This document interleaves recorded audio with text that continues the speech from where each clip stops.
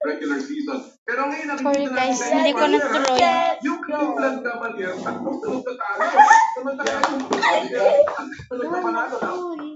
Just to make anything out of this, alam naman natin naman. Lalo talaga si Vicky.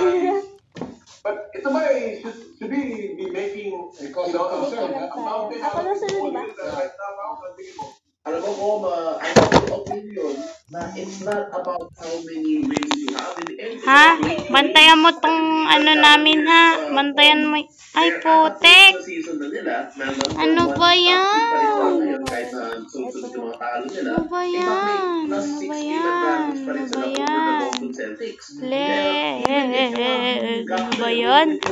Sorry, even if you have yung slump na yan ng Cleveland Cavaliers, at least para sa akin ay confidence level mo for the Cavaliers. Ano ba yan? Napakataas pa rin. Because the body of work that they've had in the past, it gives me confidence na alam mo, they can turn it on. Pa dapat sa... The season, pero okay lang yan. Because this is a nga pala naka... Ay nako! they are probably one of the more underrated. Ayan.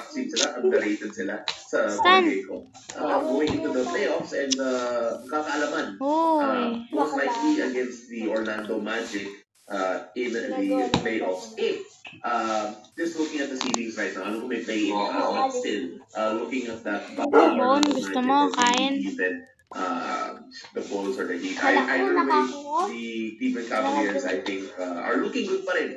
Kahit medyo natatalo na sila. But Boston Celtics, you never know. You never know. Grabe din sila when they hit their stride.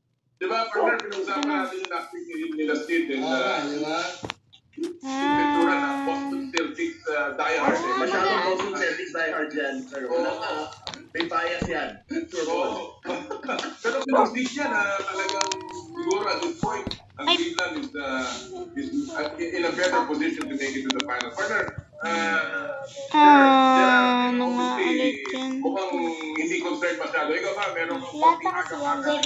Actually, tama yung sabi ni Paul. Pero kasi, at the end of the day, magiging gabi yan. Sabi nga nila.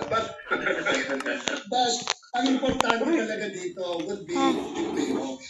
Diba? Yeah, kasi sabi mo tatlo. Sabi nga ni Pao, meron pa silang 6 games na winning advantage. So, ang lalabas dyan would be the final matchup dun sa playoffs.